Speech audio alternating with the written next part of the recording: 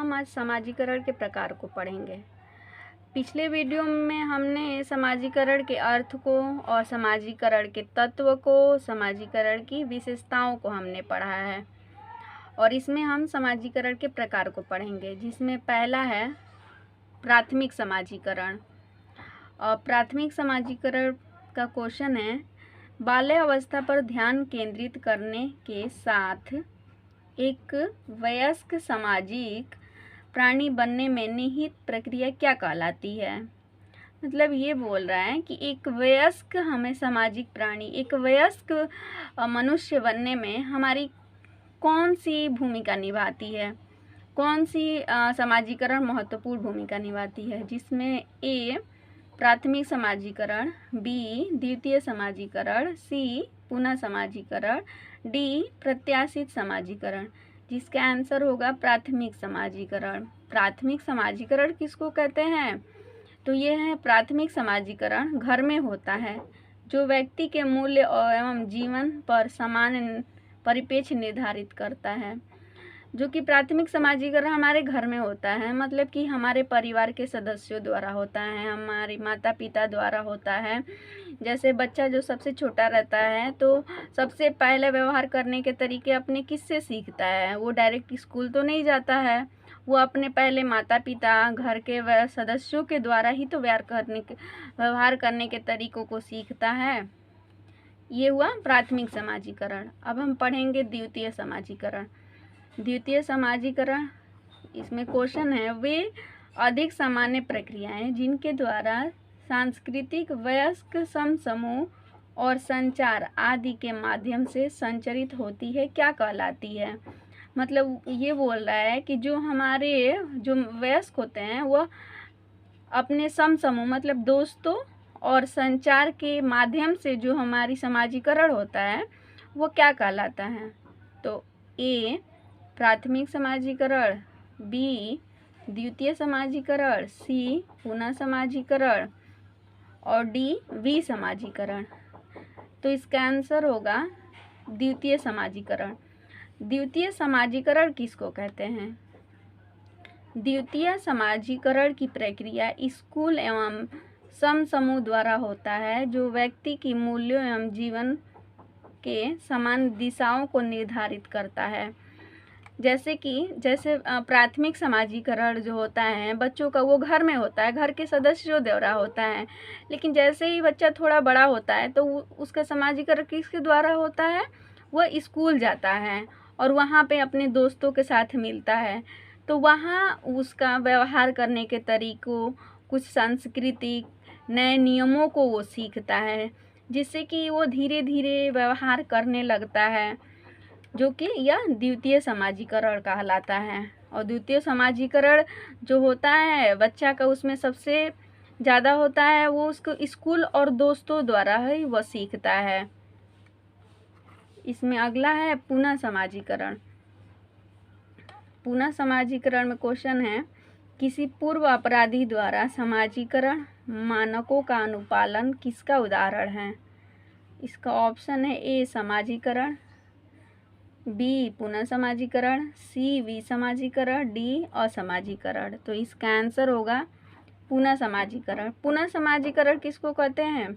पुनः समाजीकरण वह होता है, जैसे यहाँ पे लिखा है, पुनः समाजीकरण के द्वारा पहले सीखे हुए व्यवहार को भुलाकर उसके द्वारा नए व्यवहार सीखना ही पुनः समाजीकरण कहलाता है।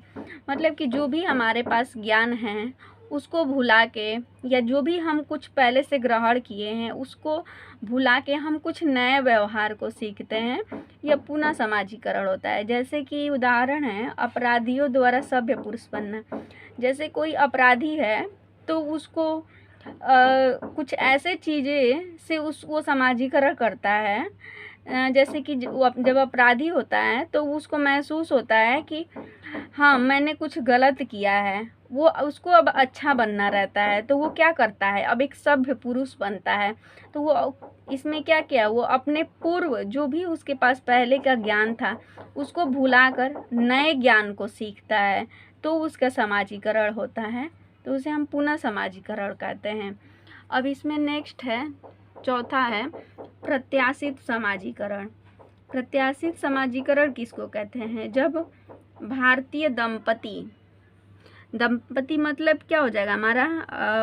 फैमिली, 2 मेंबर हस्बैंड वाइफ अपनी पुत्री को तैयार करता है ताकि वो अपने विवाह के पश्चात अपने पति के परिवार में स्वीकार कर ली जाए।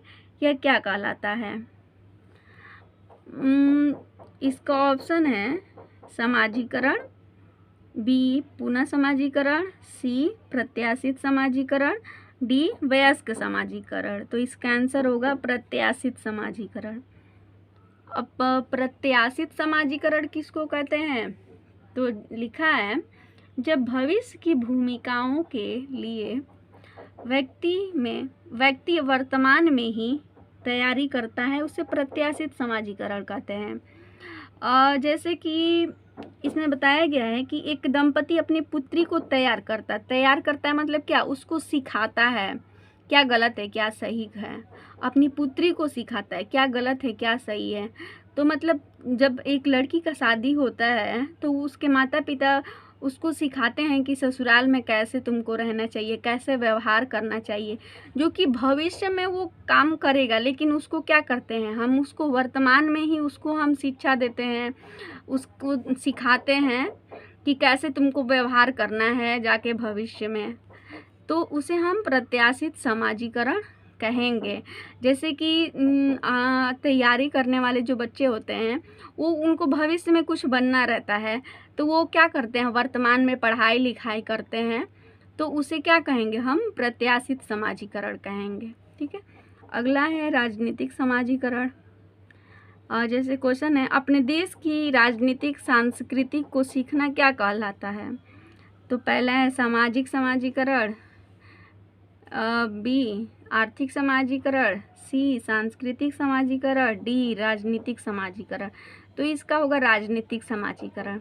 जब राजनीतिक संस्कृति को हम सीखेंगे तो इसका आंसर राजनीतिक समाजीकरण ही होगा। राजनीति में भी उसकी अपनी अपनी संस्कृति होती है, कैसे हम लोगों को वोट देना है, कैसे जीतना है, कैसे सरकार बनाना है, तो उसकी अपनी संस्कृति होती है। जब उस चीज़ के बारे में हम ग्रहण करेंगे तो उसकी हम अपनी एक अलग ही समाजीकरण होगा। तो इस तरह से हमने आज समाजीकरण के बारे में पढ़ा है। और ये जितने सारे क्वेश्चन है ये सारे यूजीसी नेट के क्वेश्चन में ये सारे क्वेश्चन पूछता है। तो इसलिए ये समाजीकरण के प्रकार हमारे लिए या आपके लिए सबके लिए ये बहुत ही इम्पोर्टेंट है। तो इसको ध्यान से पढ़िए और वीडियो देखने के लिए आपको बहुत बहुत धन्यवाद। Thank you.